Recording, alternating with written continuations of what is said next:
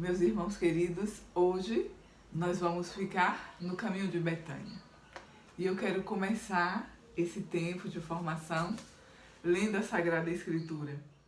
Evangelho segundo São Lucas, capítulo 10, versículo 38.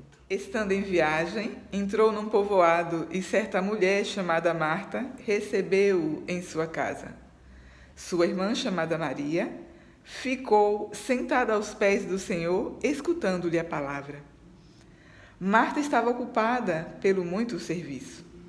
Parando por fim, disse: Senhor, a ti não importa que minha irmã me deixe assim, sozinha, a fazer o serviço? Dize-lhe, pois, que me ajude. O Senhor, porém, respondeu: Marta, Marta, tu te inquietas e te agitas por muitas coisas. No entanto, pouca coisa é necessária, até mesmo uma só. Maria, com efeito, escolheu a melhor parte, que não lhe será tirada. O que significa o nome Betânia? Como era essa cidade? Qual é o seu significado? A cidade de Betânia, nos tempos bíblicos, era uma pequena aldeia que ficou justamente conhecida por causa das irmãs Marta e Maria, e também por causa de Lázaro. Betânia tem outro personagem que nós não vamos trabalhar muito, mas que é interessante de sabermos, que é Simão, o leproso. E lá na casa de Simão, ele acolhe o Senhor e oferece a ele um jantar. Então, na cidade de Betânia, nós temos Marta, Maria e Lázaro, e também temos Simão, o leproso. Então, o significado do nome Betânia, ele ainda é incerto, porém, sugere-se alguns significados. Por exemplo, Betânia pode significar casa da miséria, ou Betânia também pode significar casa dos pobres, ou ainda Betânia pode significar casa ou lugar de figos verdes. Os historiadores, eles não chegaram a um denominador comum, mas, diante da raiz do nome Betânia, eles encontram essas três dimensões. Porém, o nome Betânia é também associado, por causa das várias vezes que Jesus visitou aquele lugar, o nome Betânia também é associado à gentileza, à compaixão e à generosidade. Gentileza, compaixão e generosidade.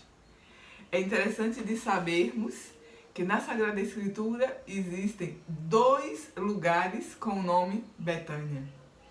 Um lugar que ficava próximo ao Rio Jordão e um outro lugar que ficava próximo a Jerusalém. Então existiam 2 cidades que se chamavam Betânia. Porém, uma dessas 2, que é justamente onde morava Marta, Maria e Lázaro, há uma pequena diferença no seu nome. Betânia ficava a 3 quilômetros de Jerusalém e próximo ao Monte das Oliveiras.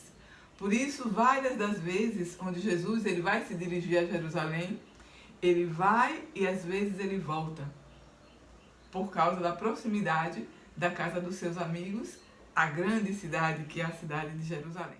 Muito interessante, e eu queria ler com vocês esse texto.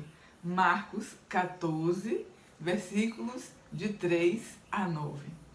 Marcos 14, de 3 a 9.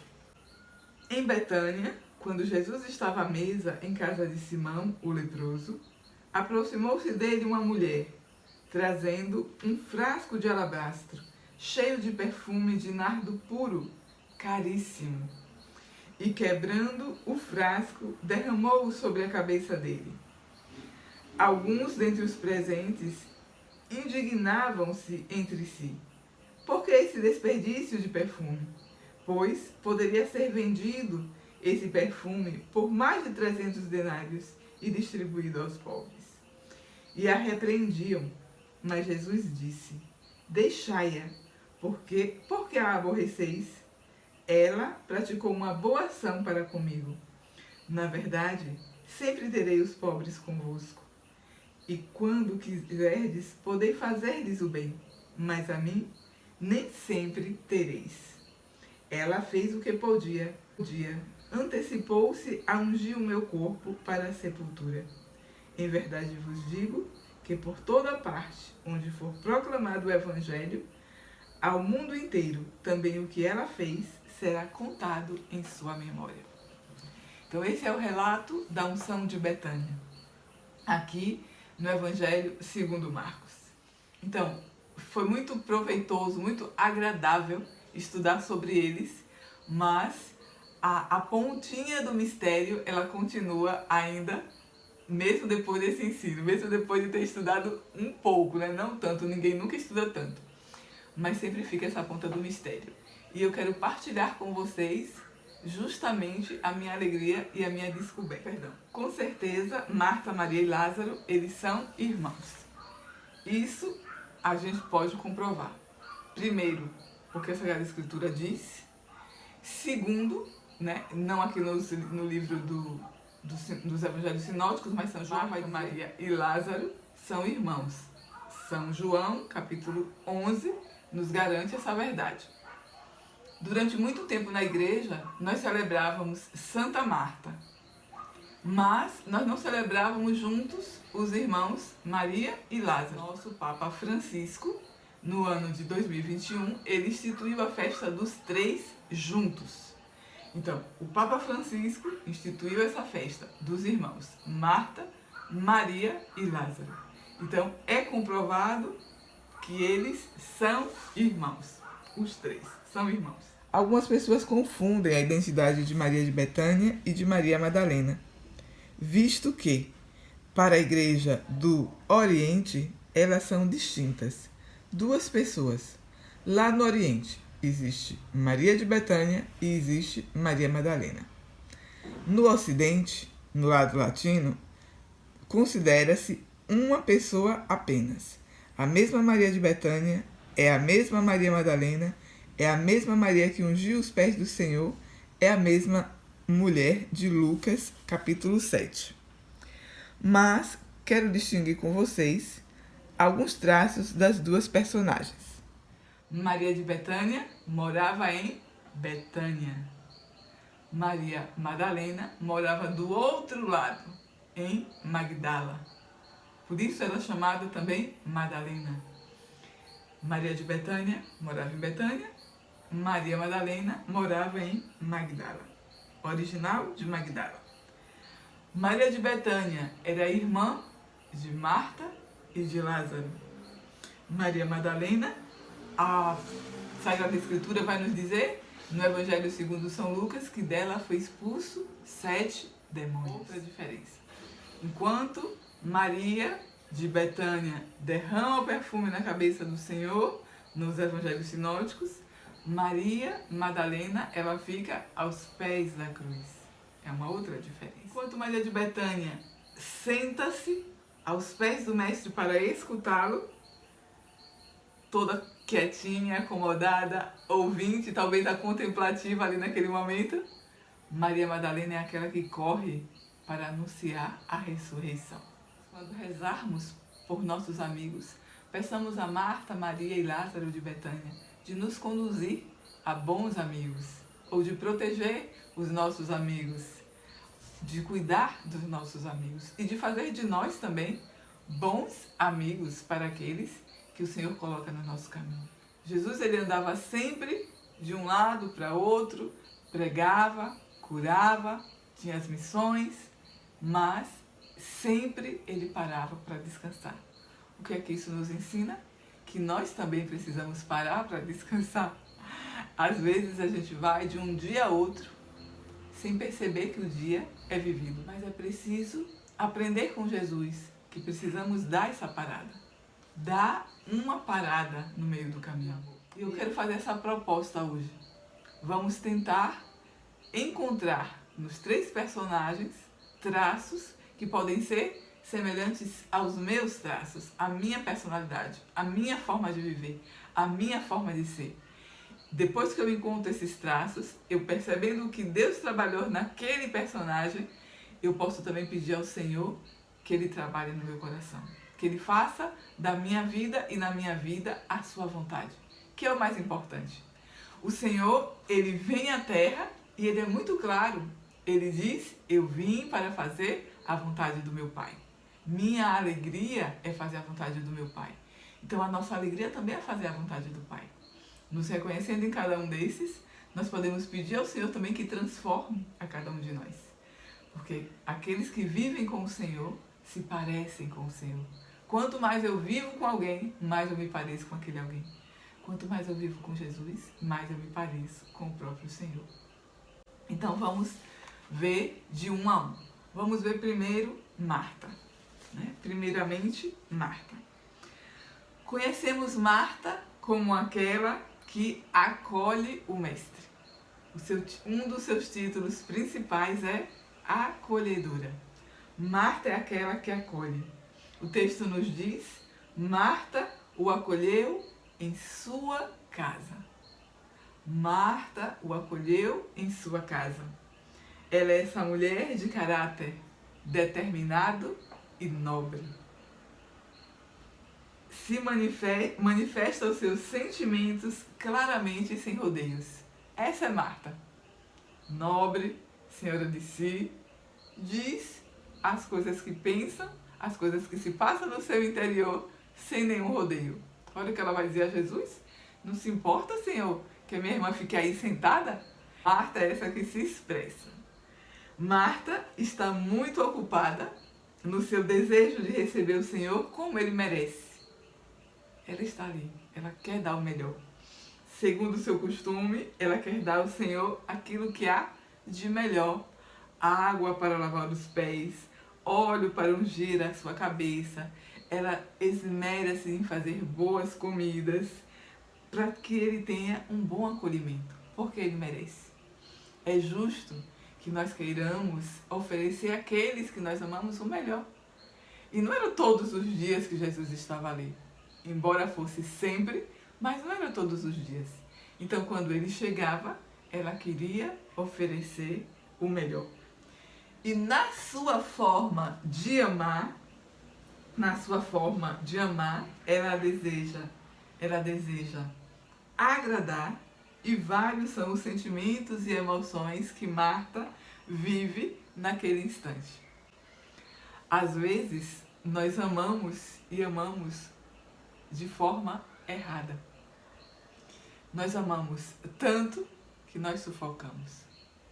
Às vezes nós amamos tanto que a gente quer deixar que a pessoa faça qualquer coisa. O amor, ele tem sempre uma justa medida. São João nos ensina na sua primeira carta. Deus é amor. Qual é a medida do meu amor? A minha medida de amor deve ser Deus. Deus. Então, Marta, ela ama tanto o Senhor que ela quer oferecer tudo que há de melhor, tudo mais perfeito. E aí, ela se atrapalha na sua forma de amar.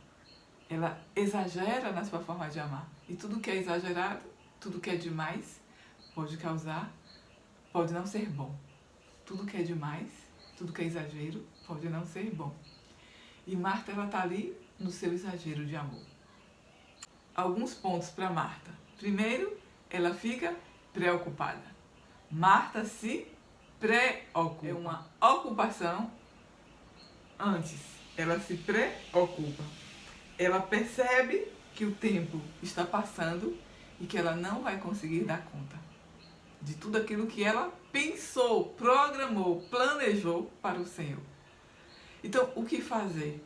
O que fazer quando nós queremos dar o melhor, mas o tempo às vezes não é o nosso companheiro naquele momento? Talvez parar, refletir e reorganizar. Continuar a querer oferecer o melhor e oferecer o melhor, mas talvez não se agitar, porque senão, no meio da agitação, nós não vamos viver aquela realidade. Eu vou acolher você aqui em casa e eu estou tão agitada, porque eu quero te acolher bem, que quando você chega, o meu coração só tem agitação. Então, Marta, ela se preocupava. Depois, Marta, ela vai se sentir impotente, frustrada, Porque tudo que ela planejou, ela não consegue fazer. E aí a gente se frustra. Meu Deus, mas eu queria e não deu tempo, e aquilo, e aquilo outro. E até acolhe, mas tem aquela pontinha de tristeza no seu coração. Então a frustração, ela entra no coração de Marta. Ela se sente impotente, porque ela não consegue realizar todas as tarefas que ela queria. Terceiro, ela se angustia, se aflige. Ela está aflita. Imagine aquela casa com o Senhor e todos os seus companheiros, porque Jesus nunca andava sozinho. Jesus sempre andava com os discípulos. E algumas mulheres de vez em quando iam com ele. Nunca estava só. Então, Marta fica aflita diante daquela multidão. E por último, ela é muito verdadeira, ela se aborrece. Ela se aborrece com sua irmã Maria, que deixou ela fazer tudo sozinha. E que ficou lá, sentadinha, escutando o mestre. Ela vai se aborrecer. Marta se aborrece. Se estressa, se fosse hoje, né? Se aborrece. Se aborrece com Maria. Se aborrece com a sua irmã.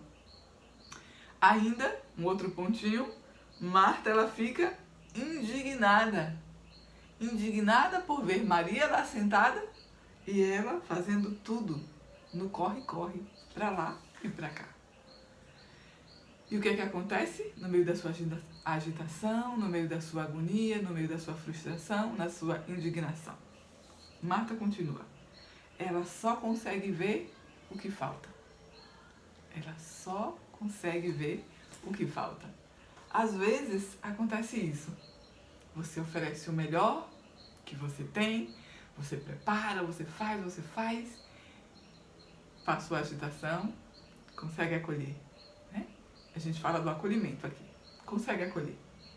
E de repente, alguém que nem viu todo o esforço que você fez, chegou e te disse, mas faltou ligar a luz. Aí a gente precisa dizer, encontra Santa Marta.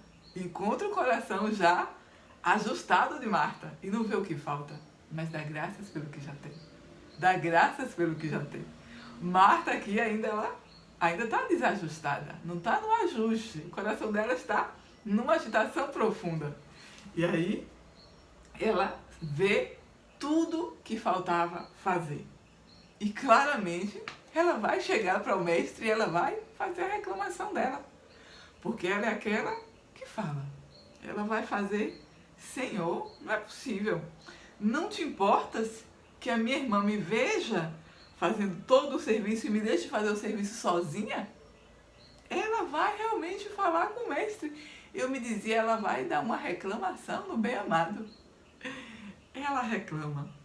Ela manda, ela vai pedir a Jesus, mas manda que ela possa vir me ajudar.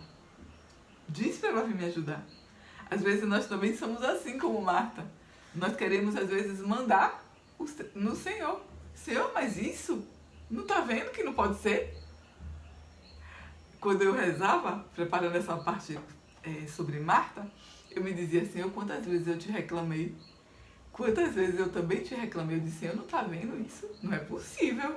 Não é possível, Senhor. E eu me dizia, o coração de cada um, o meu coração, talvez o seu, o coração de cada um tem um pouco de Marta. O coração de cada um de nós tem um pouco daquele que reclama com o Senhor. O coração de cada homem tem esse coração que às vezes reclama e que quer botar Jesus num banquinho, tirar ele do trono. Mas ele é o mestre, ele é o rei, ele é o Senhor. O bonito não está aqui nos evangelhos sinóticos, mas está lá no Evangelho segundo São João, no capítulo 12. Marta já vai estar no ajuste. O texto ele vai nos dizer que ofereceram um jantar, ofereceram bodas ao Senhor. Lázaro era um dos convivas, estava à mesa. Marta servia. Só diz isso. Ela não reclama, ela não se estressa, ela não briga com Jesus, ela não fica inquieta. Apenas ela serve. O coração dela foi ajustado. E a graça que nós pedimos com Santa Marta e ao Senhor, por intercessão de Santa Marta, é que ajuste o nosso coração quando ele se agitar, quando ele se desesperar, quando ele não souber o que fazer, quando ele não souber como reorganizar. Às vezes nós precisamos reorganizar aquilo que nós programamos. Pensamos em um dia de sol, mas foi um dia de chuva. Então precisa reorganizar sem se agitar. Sem se agitar. Se é possível ao homem, se é possível ao coração humano, nós queremos, Senhor, essa graça. Nós queremos essa graça. Ao pedido inquieto de Marta, Jesus vai responder. E a gente pode imaginar a voz do Senhor respondendo: Marta, Marta, tu te preocupas e andas agitadas por muitas coisas. Olha como Jesus também é muito claro. Ele coloca Marta ali diante dela. Marta, Marta, oh minha querida, minha filha, minha amiga, tu te preocupas e andas agitada por muita coisa. Preocupação e agitação. Dois sentimentos, duas realidades do coração do homem que podem ficar de lado. Não vou dizer que a gente não se agonie, não se preocupe, não se agite. É normal da vida humana, mas não é normal que isso seja 100% na nossa vida. Jesus vai dizer, não é? Tu andas agitada, tu se preocupas, porém uma só coisa é necessária. Maria escolheu a melhor parte e não será tirada. Então, Jesus coloca Marta no lugar dela, diante dela, estabelece ela na verdade, tu tá agitada, tu tá preocupada, e a tua irmã Maria, ela escolheu a melhor parte e não vai ser tirada. Ele estabelece ali a verdade. Ele é o Senhor da verdade naquela casa, naquela situação. É muito bonito de ver Jesus que responde a Marta com muito carinho, mas com muita verdade. E ali ela vai entender. O Evangelho registrou essa forma muito amável do Senhor em responder a Marta, porque ela não viu aquilo que estava diante dela. Ela não conseguia ver aquela realidade. Quando Jesus corrige Marta, quando Jesus fala dessa forma amorosa com Marta, ele mostra a ela algo que ela não tinha visto. A sua irmã escolheu a melhor parte. Ela sentou-se aqui conosco para me ouvir. Isso ninguém vai tirar. Meus irmãos, minhas irmãs, ninguém nunca vai nos tirar o prazer de ter escutado o Senhor, o prazer de ouvi-lo na Sagrada Escritura, a partir de uma pregação de alguém, de uma música cantada, rezada. Isso ninguém vai tirar do nosso coração. É a experiência profunda que eu e você fazemos a cada dia quando estamos com Ele. Então Jesus, ele vai mostrar a ela, olha, você não está vendo, mas é assim. E uma experiência que os monges eles fazem sempre é escrever. Eles escrevem a sua realidade, escrevem o que está acontecendo. E é muito interessante, se nós um dia tivermos a oportunidade, o desejo de escrevermos, escrever o que você está sentindo, o que se passou, e talvez depois voltar e olhar para se dar conta de tudo que você teve. Às vezes nós reclamamos de algo que é bom para nós. Às vezes a gente está no ponto esperando e o ônibus demora, e demora mesmo, mas ele vem. O pior seria se nós tivéssemos que andar todo aquele trajeto. Então, Jesus ele vai estabelecer a verdade no coração de Marta. Ele vai dizer a ela, olha, mas ele escolheu a melhor parte. E você está agitada, está preocupada. É hora da gente ajustar aqui. É hora da gente segmento da conversa. Nós não sabemos o que aconteceu depois dessa visita.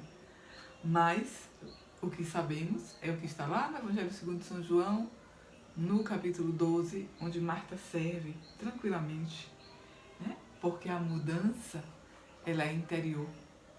A mudança é interior, refletida no exterior. Precisamos entender isso. Se muda no interior e se reflete no exterior.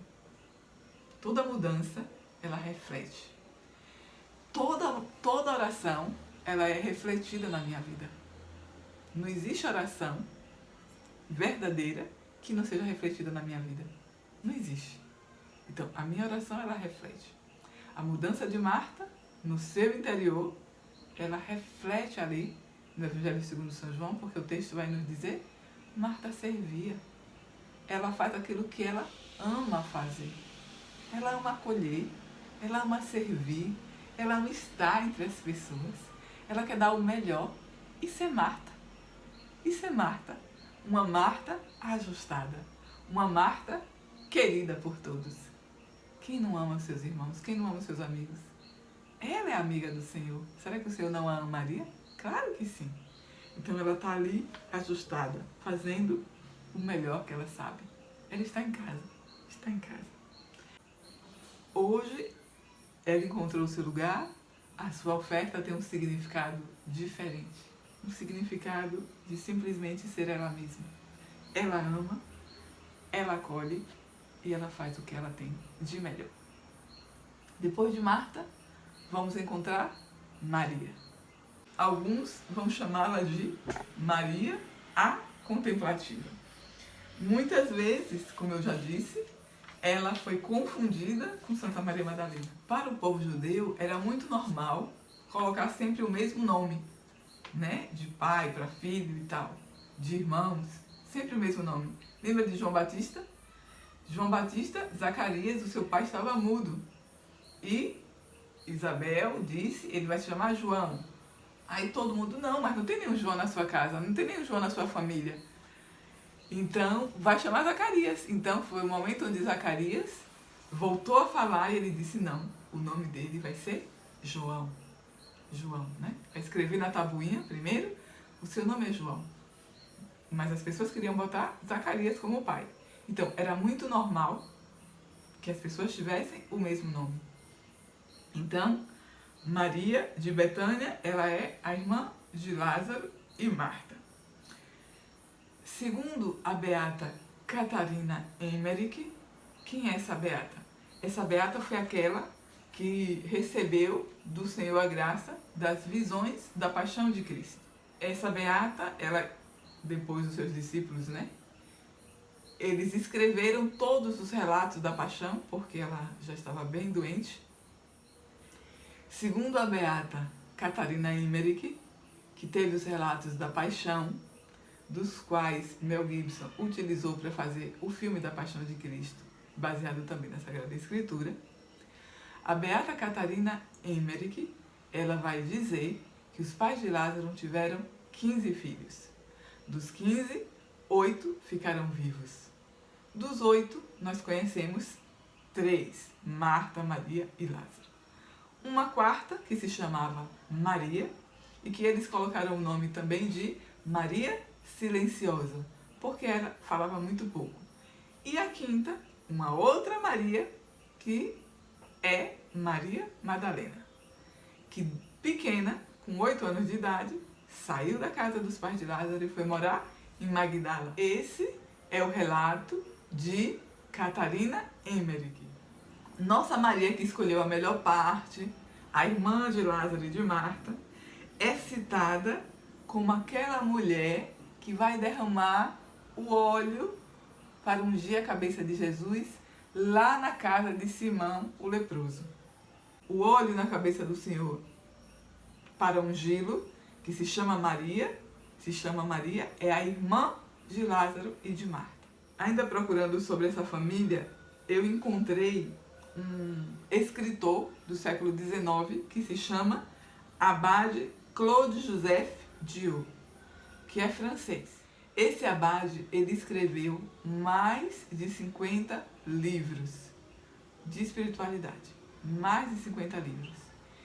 E nos seus estudos, esse abade vai nos dizer que Lázaro e Simão leproso são a mesma pessoa.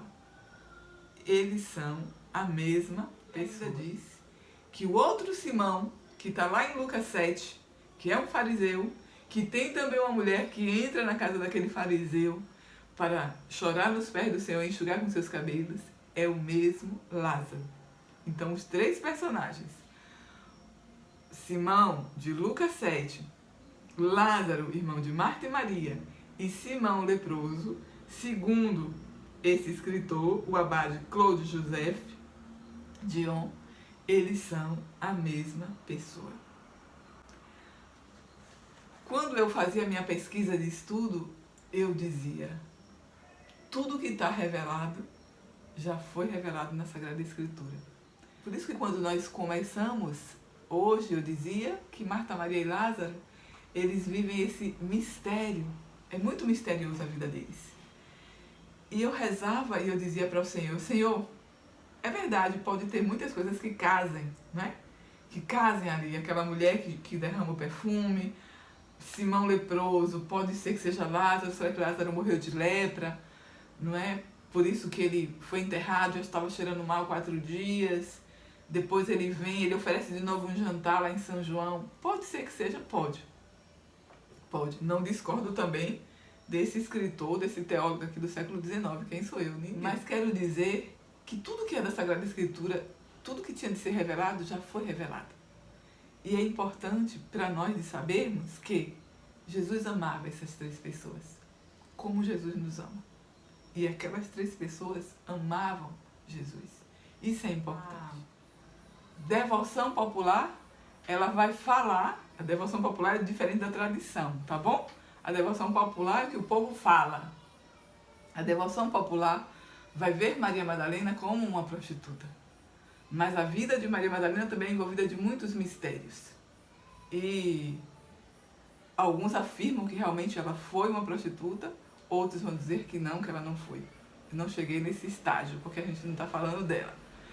A nossa Maria, a irmã de Lázaro e de Marta, antes de estar com o Senhor, antes de conhecer o Senhor, ela viveu uma vida promíscua. Como Simão era leproso, é claro que Jesus o curou. Por isso que Jesus vai jantar na casa dele. Jesus não vai jantar com um leproso. Jesus vai jantar com alguém que ele curou da lepra. O texto vai dizer que era um perfume caríssimo. Estava dentro de um vaso de alabastro. Na época do Senhor, o perfume realmente era caro e o vaso apropriado para o perfume era tão caro quanto o perfume. Era quase o mesmo valor. Quase o mesmo valor. Em outra passagem, sem ser essa que nós lemos, no outro Evangelho Sinótico vai dizer que era meio litro. Meio litro de um perfume caríssimo de nardo puro em um vaso de alabastro. Normalmente o vaso ele vem fechadinho e caindo gotinhas. Ela quebra para que possa cair de forma abundante. Ela não quer dar gotinhas ao Senhor. Ela quebra para fazer cair de forma abundante. E ela oferece naquele gesto todo o seu coração. Você vê que não tem palavras daquela mulher quando ela vem para ungir o Senhor. Não tem palavras. Mas ela, no seu gesto, ela expressa tudo o que ela deseja. Ela deseja oferecer o melhor. Quando ela quebra, é a sua decisão de dizer ao Senhor, eu rompo, eu quebro, eu corto, eu não quero mais a vida antiga. E eu ofereço tudo a Ti. É o descobrir do Mestre, ela descobre Jesus, o Mestre, e ela se oferece. E são apenas gestos, sem palavras. São atitudes. Lembra que eu dizia que toda oração era traduzida na vida? A vida de Maria, de Betânia, ela se traduz nesse gesto. Ela quebra o vaso, caríssimo. Ela oferece o perfume, caríssimo. Ela não diz nenhuma palavra. Por quê? Porque ela quer se entregar totalmente àquele que conhece o fundo do coração. Aqui, nos Evangelhos Sinóticos, o perfume é sempre derramado na cabeça do Senhor. Alguns detalhes para a gente já ir concluindo o nosso ensino. Uma mulher sem nome, silenciosa, discreta. É aquela que estava sentada lá nos pés de Jesus, ouvindo enquanto Marta estava correndo. Segundo, um vaso de alabastro. Como eu disse, o vaso próprio para colocar o perfume. E o preço do vaso era quase sempre o mesmo preço do perfume. Um vaso cheio, é São Mateus que vai dizer meio litro. É uma boa quantidade, meio litro. Cheio de perfume de nardo puro. E para os judeus, o nardo, ele é a flor da pureza. Então, uma antiga prostituta que tem o perfume da flor da pureza, que significa a pureza. A gente pode se perguntar por que é que uma prostituta usaria tanto perfume. Na época do Senhor, as mulheres elas não usavam decotes, elas se cobriam mesmo da cabeça aos pés. Não se via nada do corpo dela. Então como é que uma prostituta vai atrair o homem? Através do perfume. O aroma afrodisíaco, ele era seduzido. Ele vinha e ele contratava o serviço. E ele pagava por aquele serviço. Um perfume de grande valor, comprado durante muito tempo. Queria dizer que sua profissão ela tinha muito tempo. Quebrando o vaso. Agora é possível. O que é que simboliza esse gesto? Romper com o pecado, romper com o passado, oferecer tudo o que tem, o que é mais caro e o que é precioso. Não querer mais. Quando os judeus eles vão ungir os reis, eles ungem a partir da cabeça, para colocar ali a coroa que simboliza que ele governará aquele local e que tudo lhe pertence. Todos são súditos do grande rei. Maria rompe com o pecado e com o passado. E agora ela é discípula do Mestre. E aí nós vamos lá em Lucas 7.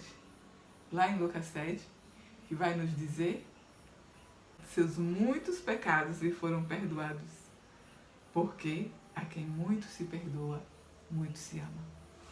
Jesus amava Maria. Amava Lázaro e amava Marta também. Por último, nós temos Lázaro. Lázaro, ou Simão o leproso. Dele nós sabemos pouca coisa. Sabemos apenas que Simão o acolheu em sua casa.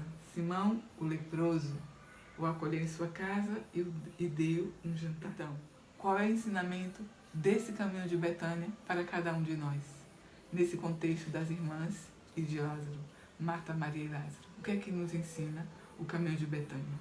Marta, que se deixa transformar por dentro.